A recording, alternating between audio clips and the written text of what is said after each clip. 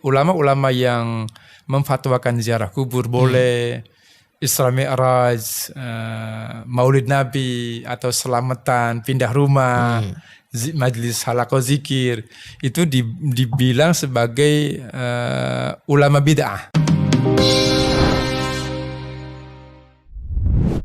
Assalamualaikum warahmatullahi wabarakatuh. Waalaikumsalam warahmatullahi wabarakatuh. Alhamdulillah wassalatu wassalamu ala Rasulillah Muhammad ibn Abdillah wa ala alihi wa sahbihi wa mawala. Sahabat TKNN, hari ini spesial sekali karena di podcast Tasawuf kita kehadiran Ustadz yang sangat ngetop. Yes, salam. Beliau ini biasa dipanggil atau punya lakop Syekh Idahram. Assalamualaikum Ustadz. Waalaikumsalam warahmatullahi wabarakatuh. Sehat Ustadz? Alhamdulillah. Tamam. Alhamdulillah. Nah, beliau ini merupakan penulis buku tentang Salafi Wahabi.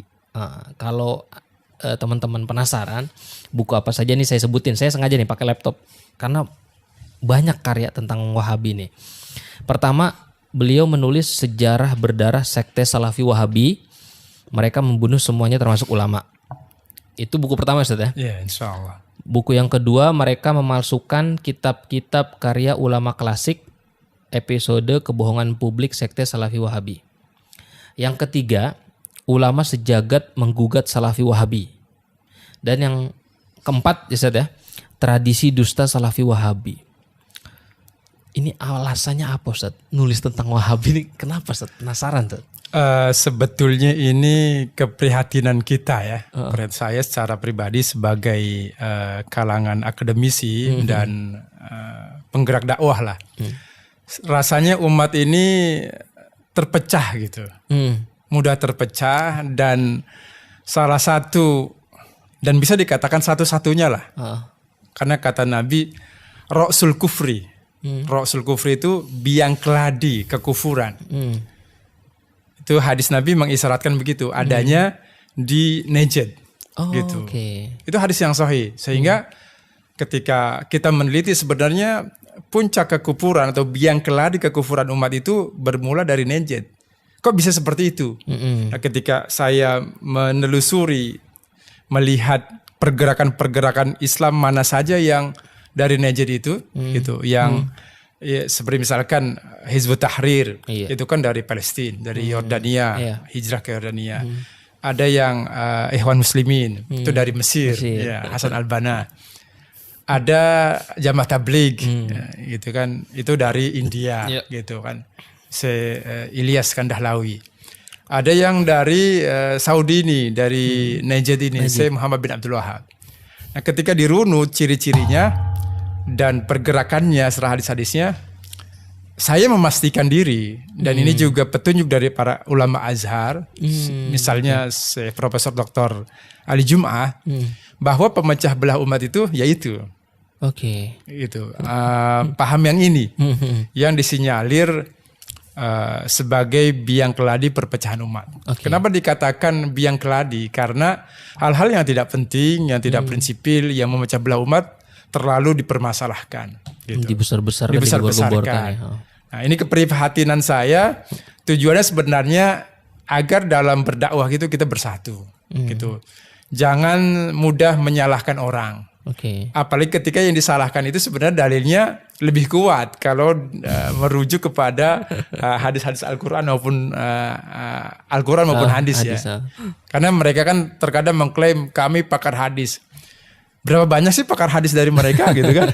Yang lain justru lebih banyak. Misalkan saya Ibnu Taimiyah itu digelari sebagai Syekhul Islam. Syekhul Islam itu lebih rendah dari Hujjatul Islam, gitu. Syekh itu gelar biasa di kalangan ulama, dan gelar saya itu bukan cuma Syekh Islam. Imam Nawawi Syekh Islam. Imam Zarkasi Syekh Islam. Jadi gelar Syekh itu kebanyakan ulama yang levelnya tidak terlalu tinggi, gelarnya Syekh gitu. Jadi karena keprihatinan itu. Karena keprihatinan kita, saya secara pribadi melihat ini kok kayaknya ada saja masalah gitu. Dalam artian dulu Indonesia rame antara Muhammadiyah dengan NU. Selesai pertikaian muncul lagi gitu. Ada lagi paham baru gitu kan, yang menamakan dirinya sebagai yang paling nyunnah gitu, yang paling Islami. Sebenarnya Salafi sama Wahabi itu sama Ustaz? Sebenarnya sama, nggak ada beda. Sama sekali nggak beda. Nggak ada beda sama sekali. Yang ini nih yang mengaku Salafi tuh biasanya, beda, kita Salafi bukan Wahabi. Salafi itu memang istilah lebih umum. Lebih umum. Tetapi ujung-ujungnya sama. Kenapa ya? Sama? Kitab-kitabnya sama.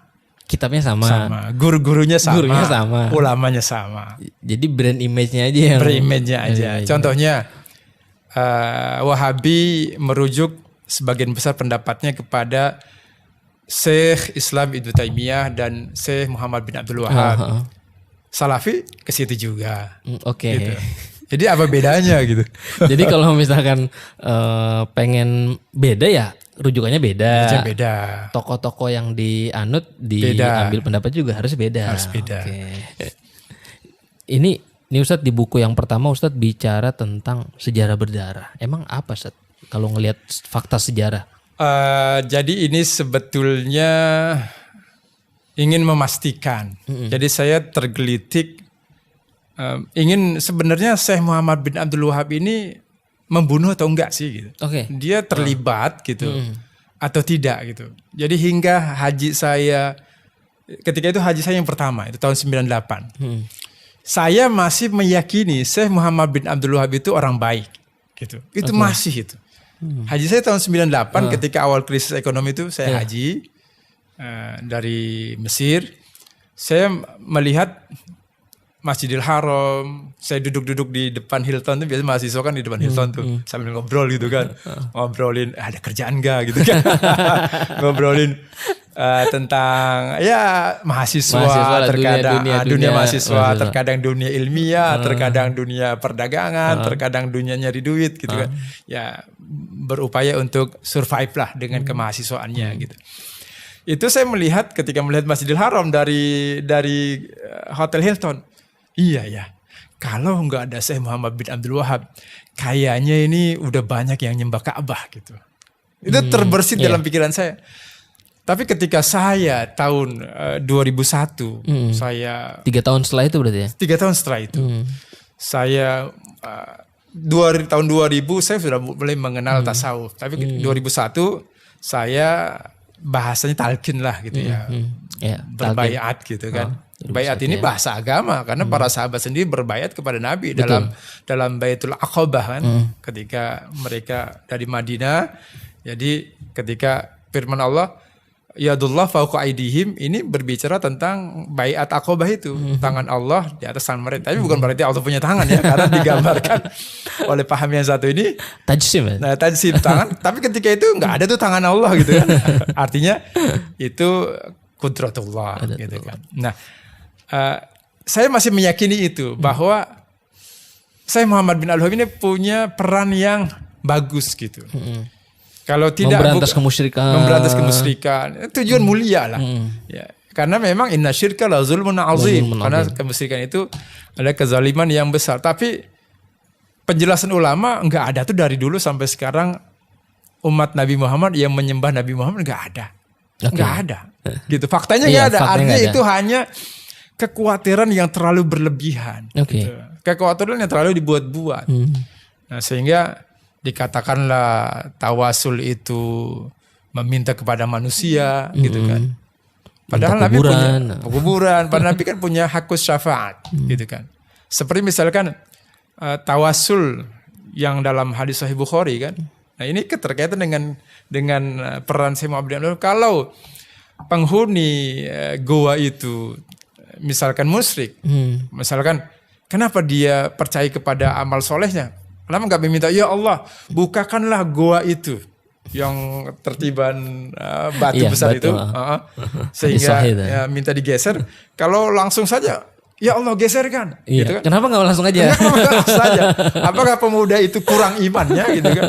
Nah, ini artinya nggak begitu gitu. Maknanya nggak seperti itu. Jadi terlalu berlebihan di dalam menyikapi ajaran agama. Dari sinilah membuahkan namanya pertikaian. Karena dari fatwa ini, karena fatwanya itu tajam. Ya, Ustaz Saiful. Tajamnya kenapa? Orang yang tawasul ini dianggap musyrik. Oh. Dan musyriknya ini musyrik akbar. Apa itu musyrik akbar? Halal darahnya. Itu fatwa. Itu fatwa. Fatwanya pendiri Wahabi Syekh Muhammad bin Abdul Wahab dan fatwanya ulama-ulamanya. Di antaranya Syekh bin Baz yang sudah wafat, ulama kontemporer, baru beberapa puluh tahun, tahun ya, baru 1 dekade wafat gitu. Syekh bin Baz, mufti Saudi, mantan mufti Saudi, memfatwakan dalam Majmu Fatawa Syekh bin Baz. Itu pada jilid 1-nya bahwa siapa yang bertawasul itu tidak boleh disolati. Nggak boleh disolati. Nggak boleh disolati. Anak cucunya nggak boleh dinikahi. Nggak boleh dinikahi. Berarti kan kafir gitu kan. Artinya dihukumi kafir. Dan dia mengatakan musyrik. Orang yang bertawasul musyrik gitu. Mestinya musyrik akbar. Tidak diterima keislamannya. Jadi kalau kita melihat fatwa ini, nggak ada tuh ulama dulu yang berfatwa begitu. Nggak ada. Kenapa kok ada sumber fatwa begitu dan ini menjadi biang keladi? Makanya kata Nabi, Rasul kufri min nahiyatil masyrik. Biang keladi kekufuran. Puncak atau namanya pongkol, perpecahan umat. Kan Rasul itu kan pongkol, kepalanya, sumbernya. Itu adanya di situ. Nabi jelas sekali mengatakan. Sudah ada isyarat itu ya. Bahkan dalam Sahih Bukhari dikatakan kebengisan dan kekerasan hati itu adanya di situ. Gitu. Oke. Adapun kelembutan itu adanya di orang-orang Yaman. Dan kita melihat kiprah, jasa dan perjuangan orang-orang Yaman, ulamanya begitu besar dalam menyebarkan Islam. Coba Indonesia misalkan, para habaib. Bukan kita, ini ada yang membawa ke sisi politik ya. Kita tidak bicara itu, karena politik itu memang kejam sensitif dan kejam. Karena namanya politik atau kekuasaan, jangankan dengan lawan politik atau dengan teman, dengan orang lain. Anak dengan bapak saja politik itu bisa saling bunuh. Kerajaan misalkan. Dan bagaimana Wahabi tidak bisa dilepaskan dari peran politik itu. Sangat. Jadi Ustadz temu apa Ustadz? Ada fakta apa? Sejarah berdarah jadi itu? Ternyata memang Syekh Muhammad bin Abdul Wahab itu positif, bukan positif virus COVID. Positif terlibat. Karena beliau memfatwakan dalam kitab-kitabnya.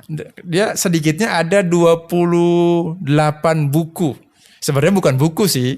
Kalau saya lihat itu risalah, catatan ya. Karena kata Hamid Algar ya. Hamid Algar peneliti barat.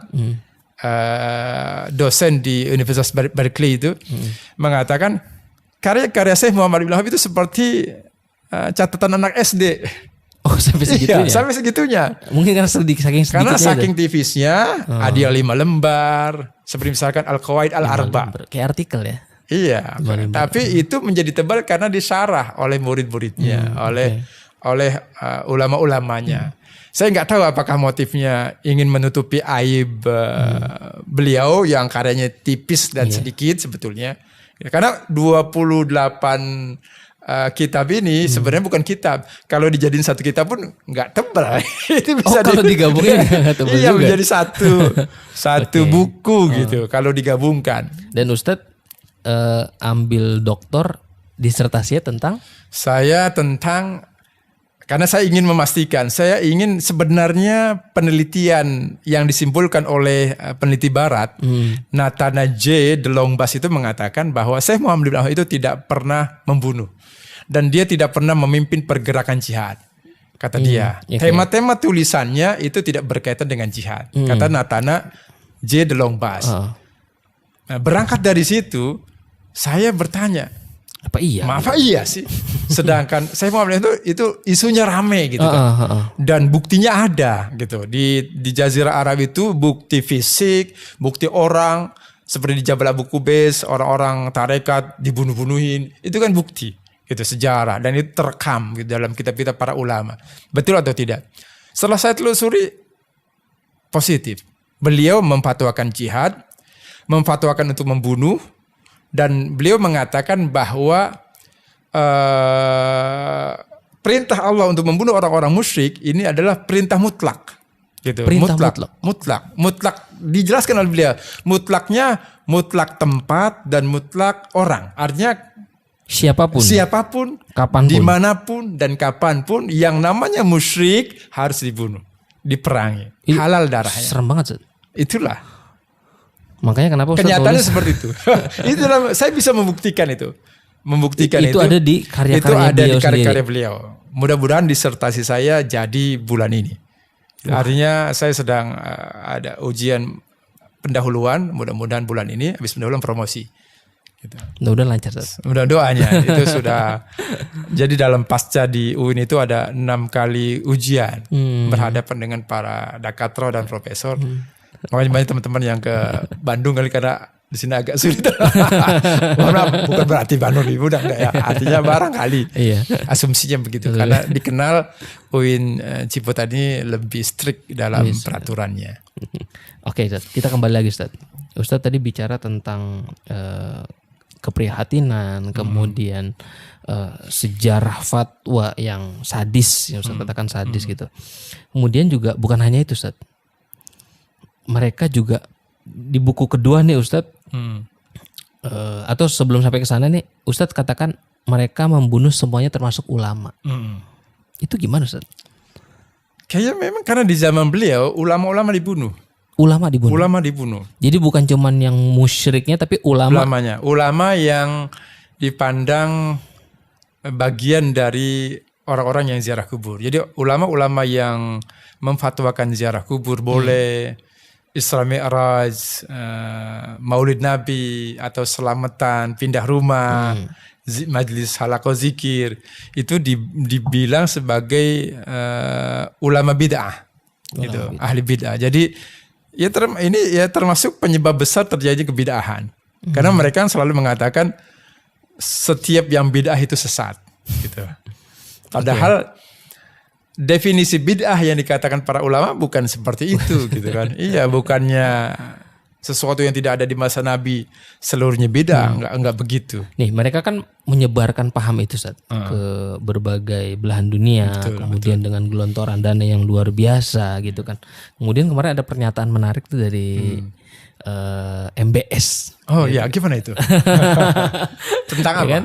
Itu tentang, saya sih baca di media ini ya. Jadi kami menyebarkan faham salafi, faham wahabi itu karena permintaan lah dari barat, pesanan dari barat. Talabat. Itu gimana Ustaz? Ya, itu berarti pengakuan ya. Berarti itu sudah dibenarkan sama pihak yang bersangkutan ya. Karena memang dalam sejarahnya ketika mereka pulang dari Inggris, ketika pulang dari Amerika, atau ketika berkaitan dengan perjuangan umat Islam di Palestina, misalkan ketika dari Israel saja, kami kembali dari sepupu kalian. Artinya apa itu kalimat sepupu gitu? Saudara. Saudara gitu. Enggak ada, artinya erat hubungannya. Karena memang kenapa ini dalam kaitan Hizbut Tahrir ya, gitu. Karena memang Hizbut Tahrir perjuangan sebenarnya ada benarnya. Dalam pergerakan berikutnya ada kelirunya, gitu kan. Sebenarnya pergerakan awalnya sih mulia gitu. Saya Taqiyuddin Nabhani itu mulia gitu. Itu kenapa ada Hizbut Tahrir? Karena ketidaksetujuan dengan Wahabi itu. Sebenarnya Hizbut Tahrir dengan Wahabi itu gontok-gontokan Ustaz. Oh iya, gitu ya. Sejarah awal itu karena Hizbut Tahrir memperjuangkan kemerdekaan Palestina, sedangkan keberadaan negara Saudi justru menjadikan Palestina terjajah gitu. Karena adanya kerajaan Saudi ini barter. Gitu. Artinya ya tidak terlepas dari masuknya negara Israel, negara Zionis ke daratan Palestina, baik yang sekarang mengecil menjadi Difah Gorbia, makin kecil terus, semakin mengecil. Itu ya itulah ujian buat kita. Jadi sebetulnya itu. Jadi itu diakui oleh orang-orang Hizbut Tahrir, diakui bahwa Syekh Muhammad bin Abdul Wahab ini memporak-porandakan tatanan gitu. Kan mereka kan menafikan kalau kami ini memberontak dari kerajaan Turki Utsmani, gitu. Yang sebagian kaum muslim namakannya khilafah, gitu kan. Mereka menolak itu dengan mengatakan bahwa Jazirah Arab itu nggak berada di bawah kekuasaan Ottoman. Sekarang pertanyaannya begini, mana mungkin pergerakan yang setiap bulan terjadi umroh atau setiap tahun masif ibadah haji khilafah gitu atau kerajaan Turki Utsmani tidak memperhatikan turut itu, campur gitu tidak ya. turut campur. Sekarang pertanyaan, siapa yang merenovasi Masjid Nabawi? Siapa yang merenovasi Masjid Haram Mekah selama ini? Turki Utsmani, gitu kan. Jadi itu saja sudah dia sudah jungkir balik gitu. Dalilnya itu jungkir balik. Bukti ilmiahnya itu nggak bisa dibuktikan kalau dikatakan bahwa Jazirah Arab tidak di bawah Turki Utsmani. Yang tidak di bawah itu memang yang daerah agak dekat Yaman. Itu daerah pedalaman yang, tapi daerah Jazirah Arab, daerah semenan Mekah Madinah ini gitu. Daerah haram dan Taif dan semisalnya daerah-daerah ramai itu di bawah Turki Utsmani. Buktinya ada kegubernuran Syarif Ghalib gitu kan, itu kan di bawah Turki Utsmani. Dan Wahabi memerangi perwakilan Turki Utsmani Syarif Ghalib ini. Makanya jadi Wahabi ini kerajaannya itu ada tiga episode sebenarnya, tiga periode, 3 marhala ya. 3 marhala pertama Syekh Muhammad bin Abdul Wahab gitu. Marhala kedua pernah mereka ditumpas gitu, terbunuh, diarak selesai lah ya. Diarak ke Turki ininya pimpinannya, tapi mereka melarikan diri ke Kuwait, anak cucu keturunannya. Menyusun kekuatan. Ketika sudah ditinggalkan oleh Turki, mereka menguat lagi, memprovokasi kepala-kepala suku. Kenapa enggak seperti dulu? Ya, mengikut kepada Syekh Muhammad bin Abdul Wahab. Karena memang ketika itu kepala suku diuntungkan. Gitu. Diuntungkan kenapa? Setiap penyerangan mereka dapat bagian. Karena orang yang diserang hartanya diambil untuk membangun negara, dan yang menyerang dapat bagian. Kepala suku itu dapat bagian, sehingga diuntungkanlah jabatan kepala suku. Jadi mereka namanya politiknya diuntungkan. Jadi motif Syekh Muhammad bin Abdul Wahab itu, ketika kalau saya ditanya apa sih motif Wahabi, saya katakan motifnya agama dan politik. Tidak murni agama. Gitu. Gak murni agama. Kenapa? Karena ketika mereka membunuh, diambil hartanya untuk membesarkan kerajaan Saudi. Jadi motifnya. Jadi fatwa-fatwa itu untuk melegitimasi kekuatan politik. Betul, gitu ya. kekuatan politik. Jadi kerjasama antara Syekh Muhammad bin Abdul Wahab dengan Syekh Muhammad bin Saud itu bukan katanya. Itu sebenarnya bukan rahasia umum. Peneliti Barat juga sudah tahu, dan mereka juga mengakui, dan buku-buku sudah berserakan. Ratusan buku penelitian mengatakan demikian, bahwa memang ada kerjasama gitu. Mendirikan kerajaan Saudi itu kerjasama, dan mereka nggak memandang aib itu sebenarnya, nggak memandang aib gitu. Yang mereka permasalahkan adalah kalau ada yang mengkritisi mereka kejam. Nah itu terkadang mereka mempermasalahkan. Mungkin menurut mereka itu nggak kejam, tapi kan secara kemanusiaan itu kejam. Bagaimana tidak kejam? Orang yang tidak bersalah gitu kan, dibunuh hanya karena alasan dia musyrik. Ini kan secara hak asasi manusia, jangan hak asasi manusia, secara hukum keislaman saja, siapa yang membunuh satu orang, qatalana sajami'an, gitu kan. Ya, ini tidak melihat unsur itu. Jadi melegalkan tindak kriminalitas dengan dalil agama. Nah, ini pembenaran jadi. Bukan kebenaran. Bukan kebenaran, pembenaran. Jadi ini positif Syekh Muhammad bin Abdul Wahab terlibat. Bahkan beliau ini, karena beliau punya jamaah ya, karena ketika terjadi kesepakatan, Syekh Muhammad bin Wahab itu dia punya majelis. Jadi penyerangannya itu menggunakan jamaah majelis gitu. Pasukannya itu, tentaranya itu yang mengaji di Syekh Muhammad bin Wahab. Jadi dan kalau itu disebut jihadnya. Jihad Syekh Muhammad bin Abdul Wahab. Jadi jihadnya itu memberantas kemusyrikan, tapi dengan cara membunuh orang yang dianggap musyrik. Betul. Begitu. Itu positif. Jadi terlibat langsungnya di situ. Jadi supply. Jadi Syekh Muhammad bin Wahab menyiapkan pasukan itu dari jamaah pengajian beliau, diserahkan kepada Syekh Ibnu Saud. Eksekusinya di Ibnu Saud. Tapi penyiapannya, pemilihan orang-orangnya beliau. Nah, ketika sudah berkembang, sudah maju, kekuasaan sudah semakin kokoh, baru diserahkan sepenuhnya kepada Ibnu Saud. Syekh Muhammad bin Abdul Wahab fokus di dalam pengajaran agama. Itu setelah berpuluh tahun, karena umur beliau kan 91 tahun. Gitu. Jadi di awalnya sangat terlibat. Baru setelah kokoh gitu kekuasaannya, ya sudah mapan, beliau tidak terlalu terlibat dalam urusan penyiapan pasukan. Jadi kalau di kita kan ada resolusi jihadnya Kiai Hasyim Asy'ari nih. Jihad bunuh saudara. Kiai kan turun tangan kan? Iya, punya jamaah. Nah, beliau cuma sayangnya itu resolusi jihadnya menghantam umat Islam. Masya Allah. Makanya itu fakta sejarah. Fakta sejarah. Jadi kalau dibilang, Wahabi itu Wahabi Ibnu Rustum. Dulu nggak ada dikenal dengan Wahabi Ibnu Rustum. Dulu Ibnu Rustum itu Wahabi ya, bukan Wahabi. Itu dia nggak paham kaidah bahasa Arab berarti. Masa Wahabi dibilang Wahabi. Tapi ada juga yang mengatakan tuh Wahabi itu dari kata Al-Wahhab. Al-Wahhab. Wallahu a'lam bishawab. Oke Ustaz. Kita bincang tentang ini Ustaz. Tentang pemalsuan kitab-kitab karya ulama klasik. Tapi nanti di episode kedua Ustaz. Baik, siap. Oke Ustaz. Siap. Oke, baik sahabat TKN News. Nanti kita akan bincang tentang pemalsuan kitab-kitab karya ulama klasik yang akan dibahas langsung oleh penulis bukunya, Syekh Ida Haram. Jadi saksikan terus di podcast Tasawuf hanya di TKNN. Assalamualaikum warahmatullahi wabarakatuh. Waalaikumsalam warahmatullahi wabarakatuh.